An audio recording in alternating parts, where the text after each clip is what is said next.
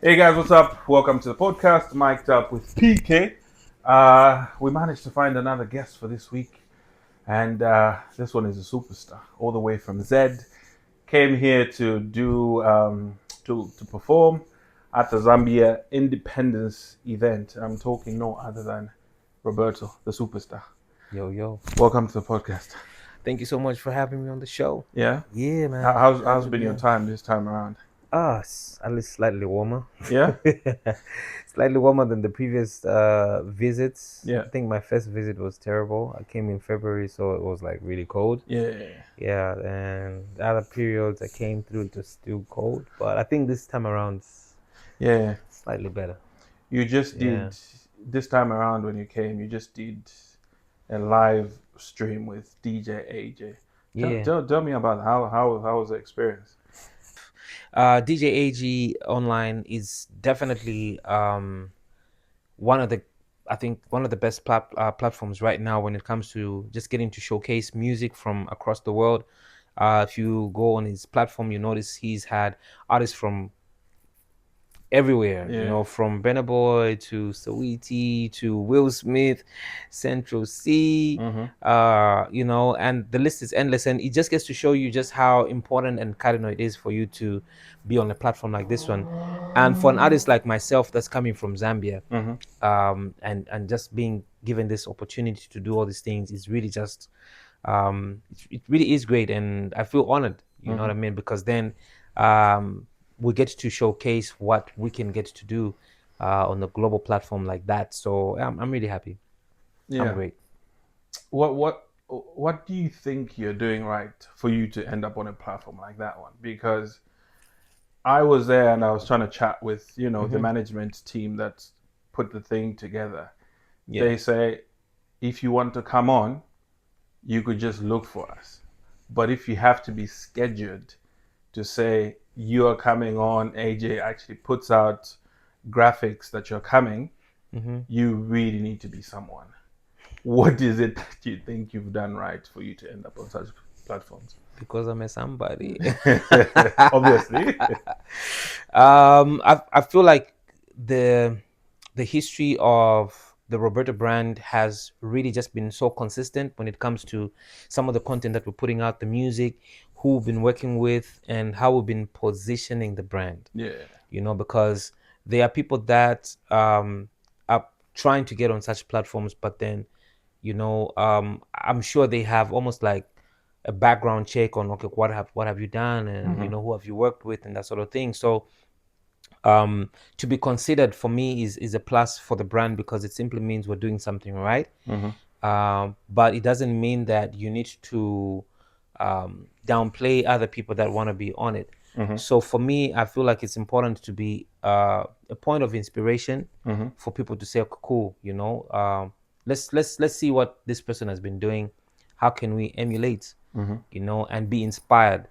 Though at times for other individuals, they look at it from a negative perspective. Yeah. You know what I mean? Sometimes it's difficult for people to feel inspired when they look at your achievements. They look at it in a negative way. Yeah. But for me, I always feel like it's important to look at the history of the brand and what have you done, what are you Mm-hmm. doing, and how can it inspire you to do even greater things. Mm-hmm. So I'm always challenged by people that will come and say, listen, I saw what you did and I feel like I want to do something greater, because then it challenges me as well. You know what I Mm-hmm. mean? Like, okay, cool. So if you are watching and seeing what I'm doing, how can I get to perfect my craft, my Mm-hmm. art, and kind of like just reinvent the brand? Yeah. So I'm really thankful that there was that consideration Yeah. from DJ AG and his team. So yeah, hopefully we can still come back and just get to touch base and talk about more Zambian content, more Zambian music. Mm-hmm. Yeah. I know you come from a musical family. Yeah. Your brother, obviously, very well known, Mhm. General Ozzy. Mhm. When you were growing up, was how was the household? What inspired you to do music, and when did the inspiration come? I think I grew up somewhat musically inclined to, Yeah, because everything that we would do at home was somewhat like, musical. yeah, Mm. and these days when I sit back and I'm like thinking to myself, like, wait, so that was, the inspiration? Yeah. Because there were times when like guests would come home and my mom Yeah. would say, go and bath and sing for the people. And I used to sing these Jim Reeves songs, Oh yeah. for guests. And then eventually, when I saw Ozzy, I used to see him writing music with his friends, you know what I mean? And that's what inspired me, like, okay, cool. So like, what are these guys doing? So I would peep on the window and just like see them writing and stuff. And that kind of like just, triggered something in me. Yeah. And I remember the first time I wrote a song, literally just rewrote a Warren G song. It's called You yeah. Don't See. Yeah. So I rewrote the song and changed a few words, but it was still Warren G's song, You Don't See. But for me, that was like the turning point, because then I started penning down lyrics to a song and trying to change some of the words in that song. That was the first time I ever wrote a song. Yeah, and it's because I saw Ozzy and his friends getting to do that. Yeah, so that was like me now getting to tap into music. But it's quite difficult for me to kind of like pinpoint and say when was I really inspired to get into music, because even as I was growing up, I was everything. I love music, So when guests come home, I would sing. One of the first presents I ever got was an uncle of mine, a cousin of mine, that brought me a homemade banjo. Oh yeah. I don't know if you guys remember those Oki containers. They used to sell cooking oil in these like metal containers, and then he had. I know them. Yeah, they like they make this whole plank thing and put twine to it. Yeah. And that was the first musical present I ever received. So I had loved music from like a very tender age, and so I've always loved music. Yeah. So when you obviously you see what Ozzy is doing, you get into it. Did you at any point feel overshadowed by what he was doing? Did you feel any type of way when you normally associate it? Oh, this is Ozzy's young brother. I was dancing in Ozzy's shadows, man. Yeah. So it was difficult for me to tap into the mainstream market, because like when you have an elder brother that is trending and a household name, and then here you are trying to tap into an industry that already seems solid, and people have already accepted these artists that are there, and you're trying to penetrate, and then people are just referring you to your elder brother. Yeah. You know what I mean? Like, they don't even want to mention your name. It was really difficult, because you go for interviews before people even get to hear your music. They'll automatically think you want to sound like your elder brother. Yeah. So for a number of people, they think it was easy for me, but it was like one of the toughest things to get to do, because I was always in his shadows. If there's anybody that didn't like him, they equally did not like him. Yeah. If anything, it was even worse, because they would take out their anger on me. You know what I mean? Like, sometimes trying to drop off a CD and they want to scold you. I know the problem with you guys. You feel yourself. I'm like, but bro, like, this is my first song. Yeah. Like, what are you talking about? So it was really difficult for me to really just get to a place where people would now just say, okay, you are who you are, and that's General Ozzy. So there was a lot of comparison, of course. Like, people think I would want to sound like Ozzy and that sort of thing. And so months later, years later, I'd release a couple of songs, and people would still say, this is Ozzy's young brother. That I had to start introducing myself in the songs and say, my name is Roberto. Thank you very much. Did that contribute in you coming up with that tagline? Yeah, it did. It did. Like 50%, yes. And then also because there was a couple of songs that I'd put out, and then at that time, social media wasn't really big. So I was not getting a lot of TV interviews, but the music was starting to grow on the ground. So there were a number of artists that would travel in certain places and actually get to perform my songs, pretending to be Roberto. So I heard about it, and I was like, no. I need to put a tag, that people would actually get to pick out and say, okay, cool, this is this artist and that is that artist. So it was like a 50%, because I wanted to really be looked at differently from General Ozzy, and then also for people to know that, okay, this is my song. So I'll definitely put the tag. Yeah. To this day, people still say, but why do you still do it? I'm like, listen, Jason Derulo does it. Oh, he actually does. Yeah, he does. Yeah. Davido does it. Burna Boy does it, so why shouldn't I do it? Oh, nice. Yeah. And so you get into the music. At what point did you realize that this is working? What was your like, sort of like, song that brought you on the scene? You're like, I think I've done it here. So the song Operator, which was like my third, was it my third or fourth release? So when I came back to Zambia, and do bear into consideration that when I was in South Africa, there was some music that I had actually recorded a whole album. Yeah, it was called Story of My Heart, which was inspired by Mario Winans' album. Yeah. So I had like all these English songs in an album. Then came here, found the the scenario was very different. Yeah, songs in English weren't banging at all. Yeah. So I had to switch and start singing in Nyanja. Did you put out that project?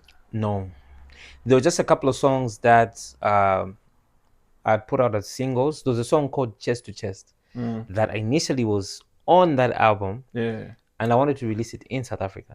So then when we were working on a hip hop compilation, it was called The Takeoff. One of the guys that had played the song said, can I do like a remix to the song? Yeah. So I said, cool, no problem. Then he brought a couple of friends on board. And then the guys I used to work with, like, listen, if these guys are going to be on this song, we want to be on the song as well. So it now ended up being a remix. Yeah. Tragically, if I may say, it's the only version I have. Oh, yeah? So the original version of Chest to Chest, which I put out, I actually do not even have it to this day. The only version I have was the remix that we had put out on that particular compilation.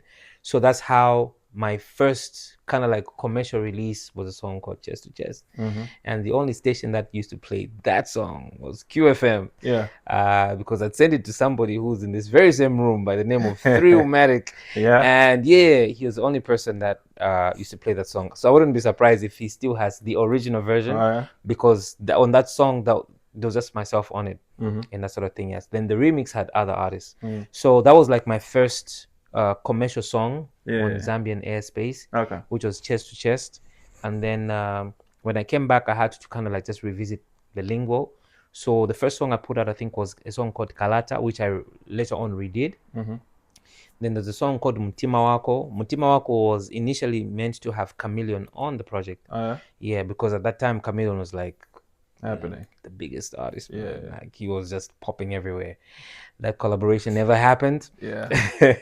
You've never worked with him. You've never worked with him to date. With Chameleon. Yeah. I did work with Chameleon, not on my project, but on my artist project. His name is Manas. So Manas. Yeah, so I stumbled on Chameleon's demo because the guys at Sling Beats, what they used to do is like when they go to the studio, when they're done working on a song, they would like preserve that song somewhere, like maybe put it on a cassette or a CD and that sort of thing, just in case the pieces would crash. So it was one of the songs that I found on a CD that Ozzy had, and they had not put that song out. So I reached out to Chameleon, like, can I like redo the song and give it to my artist? He was like, yeah, cool, no problem. So that's how we ended up working with Chameleon on that project, which was then later on given to Manas. So it was on the Happy Holiday album by Manas. That's how I worked with Chameleon. But myself and Chameleon have never worked on either his project or my project directly. You need to do something because the big man is back in the game. He recently did an album. Yeah, it definitely is. I think it's a nice album. Yeah, so pretty much that's the storyline. But Operator was like my first biggest commercial hit song. Yeah, after that, that's when things really just started to unfold. Yeah. You talked about South Africa. Tell me about that. What were you doing in school? South Africa? Oh yeah. Yeah, I was there for school. So I did my grade 11 there. No, high school. Oh right. Yeah, so I did my grade 11 there, grade 12, and then I did my tertiary there. I first started working there. So whilst I was in grade 11, there's a place in South Africa called in Johannesburg. It's called Sasani Studios. Okay. So that's where they used to shoot Igoli, and the like. So I used to walk past the studio. So this one time, a friend of mine was like, let's just go inside and see what happens. So we lied to the security guys, like, oh no, we're here for some, like school research program and that sort of thing. So they allowed us to enter. And then I met this lady that was one of the producers for a show called Igoli. and that's how she kind of like just snuck us into the studio, and that's where my passion for film kind of like just started. And so I'll be there every day after school, and like she just used to mentor me on how to go about those things. So whilst I was in grade 11, I used to take these like mini classes on like film production and that sort of thing. Yeah. Then later on, it just became like something that I loved to do. So yeah, from that particular stage, I kind of like just used to visit these studios because I had access to the places and that sort of thing. Yeah. So that's how come even as I was completing my high school, I had registered with a casting company. Yeah. So we did a couple of commercials, TV commercials, and that sort of thing. And that's how I started making some money whilst I was still in school. So yeah. Then I did my computer programming in South Africa, completed that, and yeah. Did you ever use your qualification? Computer programming? Yeah. Nah, not even a single bit. Right. But it worked because it's worked personally, because at least it kind of like just helped me understand really just the basics on computer programming, how I work around with software, this and that. Yeah. So would create some of these applications and that sort of thing. So yeah. You do produce music, isn't it? Yes. What started first? Did you learn how to produce before you started doing music as well? I learned how to sing first. I had to teach myself how to sing and write. Then, because my late brother, used to assemble computers for universities. Right. So when we were in South Africa, he used to actually, they would hire him to kind of like just like put PCs together for maybe like the computer labs and that sort of thing. So I would help him just like piece stuff together. Yeah. So even to this day, I can literally build a computer from scratch. Just like if you've got spare parts, I'll literally just we need to talk. You need together. to sort out a gaming PC for me. Really? Okay. So so that's how it started. And then there was a PC that he had, it was just laying around, and it's like, if you can actually put this PC together, I'll give it to you. Right. And you can use it for your music stuff. I'm like, oh, okay, cool. So I managed to put it all together. Then there was a CD that had that came with a particular sound card. So it's called the Sound Blaster. Okay. So that sound card CD had a music software on it, which was a software called Cakewalk. Right. So that's how I started making music using Cakewalk. Unfortunately, the sound card was there, but I never had headphones. Right. So I was watching these tutorials on the CD on like how to make music, and I was trying to make music, but I couldn't even hear what I was making. Right. Yeah. Then there's an artist, he's a gospel artist, his name is Harold.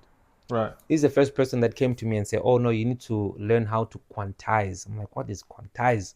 That's how I learned how to put everything in order when you're making music. And pretty much from there, I picked up like, the passion to create music, and that's how I started producing. Yeah. Okay, cool. At some point you were on radio. I didn't actually realize that you started music first, then radio. Yeah. I thought it was the other way around. A lot of people actually think I started radio and then went into music. Yeah. How did you get into radio? It came off an interview. Right. Yeah. So after we released the song Operator, I was looking for like a follow-up single. And then I had linked up with a producer by the name of Will, who had a studio in Charleston. Okay. Yeah. So I used to use his studio space to kind of like record, and so we put together a couple of songs to form this album. And then now I wanted to have like a follow-up single, to the song Operator. So I went to Hot FM for an interview. It was on a Sunday, Z6 to 6, and it was with Hope. So whilst I was doing the interview, when is this? Sorry, when do you remember what year this is? I put out the song Operator in late 2006. Yeah. Then I put out the album in 2007. Right. So this is like 2007, 2008. Yeah, but the time that I think I went for this interview was like 2008. Right. Yeah, so 2008, I went to Hot FM for interview. Like you do like all these media runs and that sort of thing. Yeah. So whilst I was there, she kept saying, "Well, your English is pretty good. You know how to express yourself, this and that. Have you ever thought of being an on-air presenter?" So I was like, "Well, a friend of mine has actually mentioned it to me, but I don't think it's something that." Then she asked the callers like, "Do you want to hear him on radio?" Yeah, so then people called like, yeah, no, why don't you invite him? So then we ended up doing a drive time show together. I think it was like on a Tuesday. Yeah, she used to do a show with Tony Roller Coaster. And then so I sat in for Tony that day. And yeah, that's how it started. So I was really nervous, man. Like the first time they walked out and then like they were like, you need to play the next song and back announce it. I remember I just reduced the volume like halfway because I didn't want people to know that I was nervous. Yeah. And then this guy Chino walks in like, no, you need to speak louder. So the next song that I was playing, I had to like, show a little bit of some confidence, and that's how it started. Then they told me, okay, cool, you can do one of the Z626 shows because the host then was not feeling well. Yeah. So that's how I went there, and then I did this show on a Sunday. Then KB called me. He's like, wait, is this you that I'm hearing on radio? I'm like, yeah. He's like, I'm gonna call you back. Yeah. And then Thrill calls me, yo, what's up? I'm hearing you on radio. Can you come and see me on Monday tomorrow? I'm like, cool, I'm gonna come through. Yeah. So I used to do it on a voluntary basis. Oh, right. Yeah, so at Hot FM it was just like on a voluntary basis. And then so after KB called me, Thrill called me, and then it's like, come through tomorrow at the station. And then that's how they're like, listen, would like to offer you formal employment. Like, what's going on at Hot FM? Are you formally employed? I'm like, no, I'm just doing it on a voluntary basis. And yeah, that's how I was like offered this particular job. And I remember, I think it was like on the 1st or 2nd of January 2009. Yeah. That's how myself and KB started a show called K and R. So K was for KB. Yeah. The R was for Roberto. Yeah. Yeah. So that's how we started. Oh, and cool. that's how like pretty much my radio career kind of like just really took off. So yeah. Oh, nice. And how long did you stay on radio for? I think it was like 6 to 7 years. Oh yeah. Yeah. I pretty much did all the shifts. Think about it. Everything. Oh yeah. Yeah. Did you at any point start considering between the two, music or just staying on radio?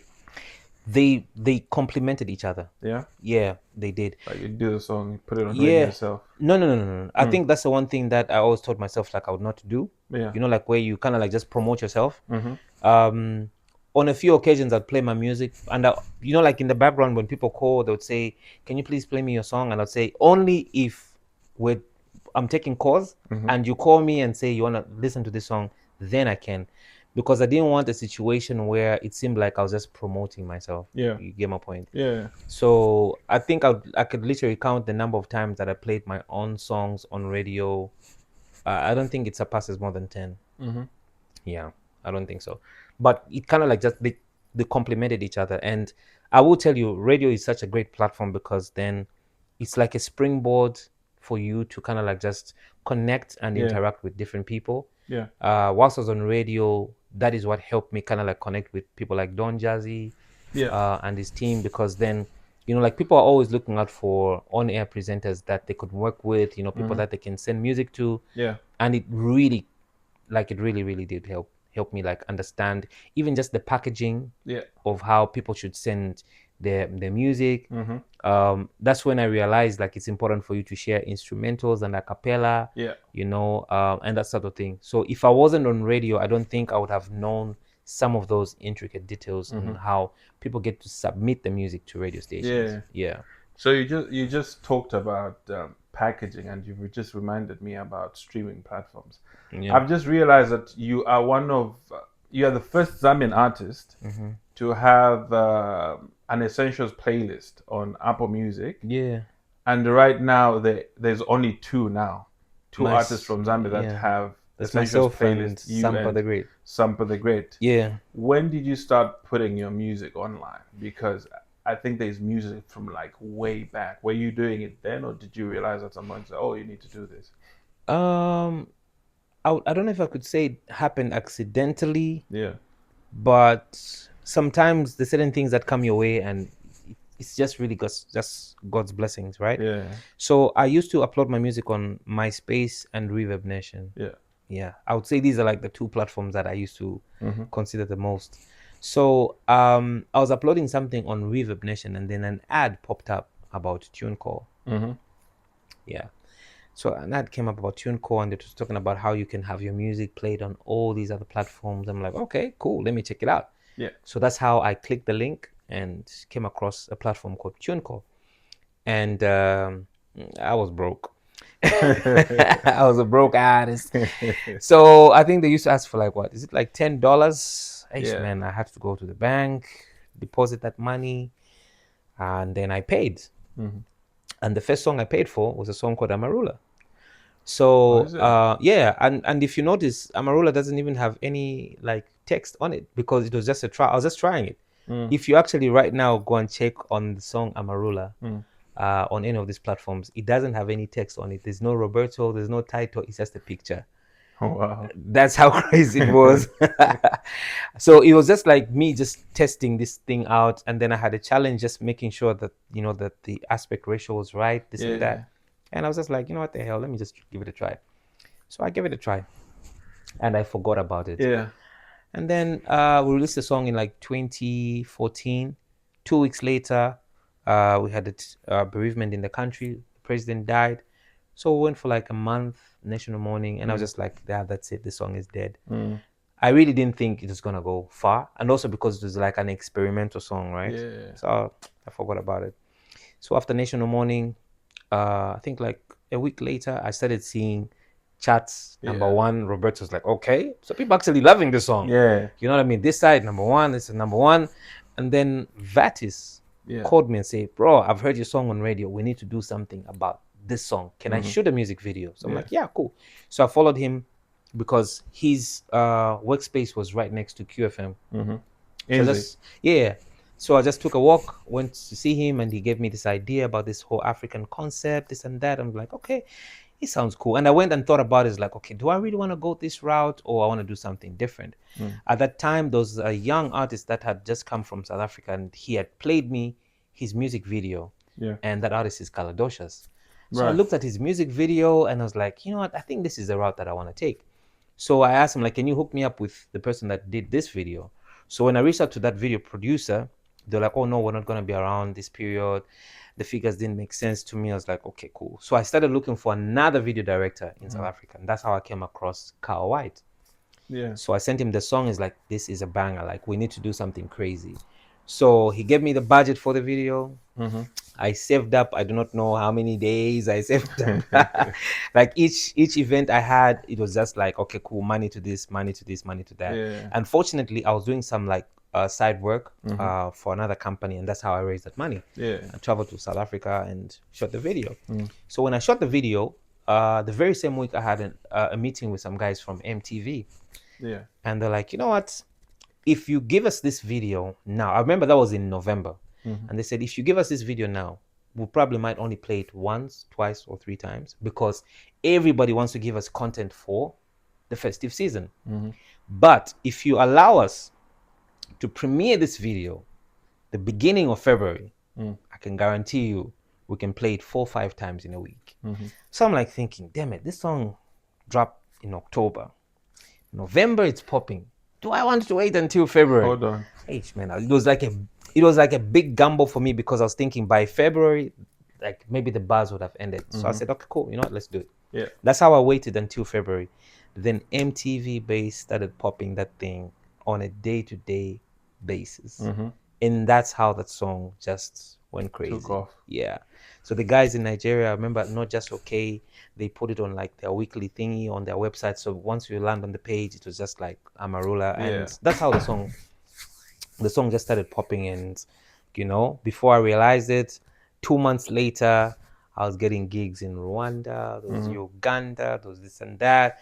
And it was just like, yeah, just like a train that's just moving like that. That song is one of the biggest songs in Zambia. Yeah. Zambian history. Yeah, Zambian history. What did that song do for you? It changed everything. At the time you did it, did you have any idea of where this song was going to take you? To be honest with you, that was like an experimental song. Yeah. Because it was a different sound from what you were doing. Yeah. So it was an experimental song, and even just the concept of the song was based off a party that I'd gone to, and there's this man that had come with a whole case of Amarula. I don't know if you've been to parties where someone says, okay, bring your own alcohol. Yeah. Yes. Bring a bottle. Yes. So this man came with a whole case of Amarula. I think there were like 6 bottles in there or something like that. and he was getting high on his own supply. Yeah. And he was hitting on someone else's woman. Yeah. And he kept telling her, listen, we can party till 5 in the morning. So it was hilarious the way Also, he he was... actually came up with the lyrics. Yeah, you know, it's just like he kept telling this woman, like, listen, let's go.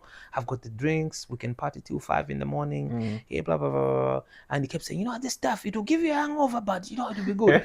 So I was like, okay, cool. So when I was working on the song, I was remembering exactly what had transpired at this particular event. And so for me, it was just like a fun song. I just wanted to have fun. And Ozzy didn't like it. He was like, nah, it's too cheesy. But yeah, so the two people that kind of like just gave me a boost was VGZ. Yeah, VGZ and TK, because I went to then those News Cafe in Osaka. TK Ramazan? Yeah, so I went to News Cafe, and that was the first time I performed that song. And VGZ was like, bro, this is a tough song. So I had an event in Chilenge, and I found TK, he was the host. So I was like, I want to try out a certain song. And I played it, and he came and whispered and say, you need to perform that song again. Yeah. That's how we performed like 2-3 times. And I was like, okay, cool. I think, yeah, this is the one. So it kind of like just started growing just like that, organically. And to this day, the song is still growing, and it's still like my biggest export song. Yeah. Wow. Have you ever been approached by the company that actually manufactures Amarula in South Africa to do something with them? Yeah, we kind of like had discussions at some point on how we could partner. We put together a whole plan of what we wanted to do, you know, in all the countries where they distribute Amarula. Yeah. So we pretty much had an agreement in place, and there was one particular change that they wanted. Yeah. And that's what changed the whole agreement. Was it to the song? Yeah. The one line that ruins a whole $1 million deal. What was this? You gives me talk about hangover. Just the line gives me hangover. That was it. That was the turning point. That was the turning point. Everything else was in place. They were happy with the song. They were happy with everything. They were happy with the video. Pretty much everything. So they asked us to change the line gives me hangover. So went back in studio, changed it.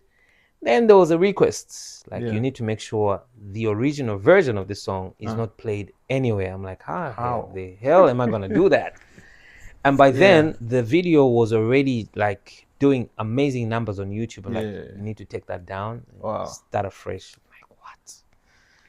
And you need to make sure all the stations everywhere they are playing the new version. It's like, okay, we can try, but I can't promise like how much you need to. Yeah. So at that point, it kind of like seemed to slow down, and they're like, okay, now anyways, we'll get back to you. And you know how it is when people say, listen, we're gonna get back to you.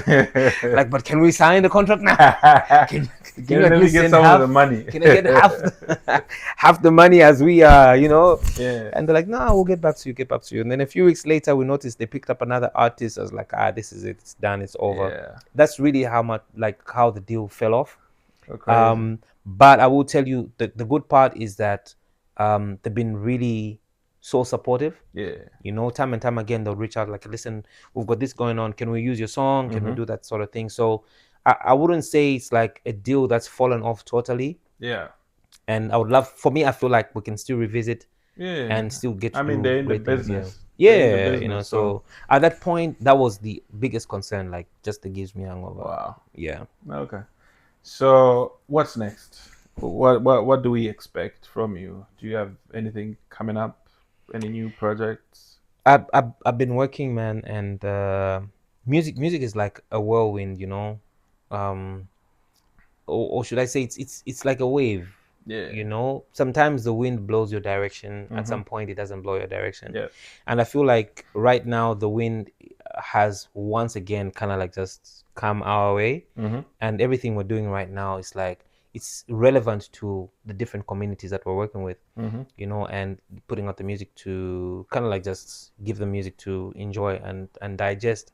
So there's a lot of music that we'll put out, but I will say those songs that right now seem to be appealing to the masses is like Poverty, you know, Bestie is a song called Commitment, and right now there's another song that we're putting out. So I feel like people are now receptive to the music, Mm-hmm. you know, and I'm happy that after such a very long time being in the industry, there are people that still find the music relevant, Mm-hmm. you know, and for me that's like a huge plus, because it's not everybody that may get that opportunity, Mm-hmm. but to still be able to connect with the newer generation, Yeah. you know, it's really such a blessing for me, Yeah. and I don't take it for granted at all.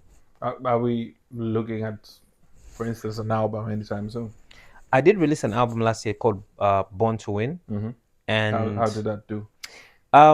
we haven't released a single video from that album. Okay.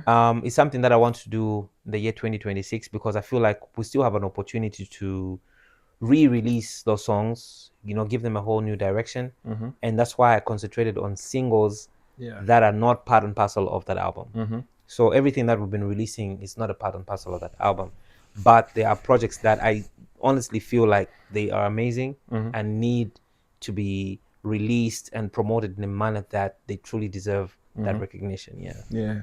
I want to play a quick game with you as we Okay. wind up. I There's a quick Q and A. wonder what type of game this is. I see. No, I won't put you in trouble. Trust me. Okay. So these are two This- questions.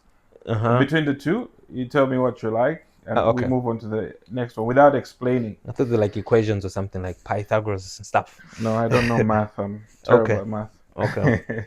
I'd actually asked my teacher to say, "Is it okay if I stop taking math?" He said, "Oh no, that's not possible." That sounds similar to what I asked my yeah? teacher. Yeah.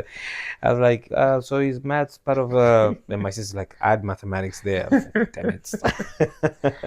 Yeah. So here's a quick one. How do you like your nshima? Served soft or hand? Soft. Carpenter or brim? Damn it. I can't say both. No, one. No. Brim, I think. Mungoyo, Mahel. My hell. Um, I was raised in the Mayad, so anything that's got lamps and stuff doesn't. if it's sashi or just plain vegetables. Yeesh. It depends which one. If Chihuahua. it's no, Chihuahua, it's gotta be original, man. Just Yeah? like, yeah, please, thank you. I like it like that. Eating at home or eating out? At home. Eating at home, definitely. Impwa or I don't know. What can be compared to impwa? Nothing, because I don't even like impwa. So Oh yeah, you're one of no, those people. no, I don't eat impwa. I don't eat eggplant. No, like Oh yeah? that's not me. No, no, no. Chikanda or vinkubara? I don't like ifinku. Oh, you don't? Do you No, eat them? No? no. So Ah, that's my definitely favorite. chicken. That's my favorite. No, Chili or lots of garlic? damn. Hey man, listen, both. You know what to do with your show. It's your show. You Okay. put a tick this side and a tick that side. Yeah. Both. So as we close, Yeah. your last word to the people out there. I don't like saying last words because one may think this is Oh. it. It's like the demise of the person. All right. But closing remarks. Closing remarks. Yeah, I'm like a politician. So the closing remarks, ladies and gentlemen, Yeah. as follows.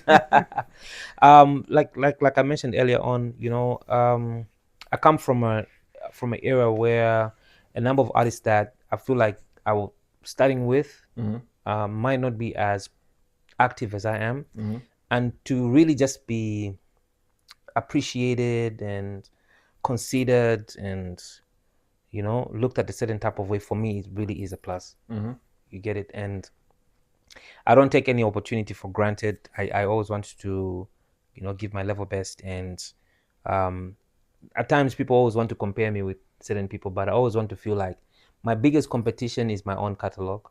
Like my previous hit should be my biggest worry. Yeah. Because then I'm thinking, okay, cool, that song did well, so what am I going to do next?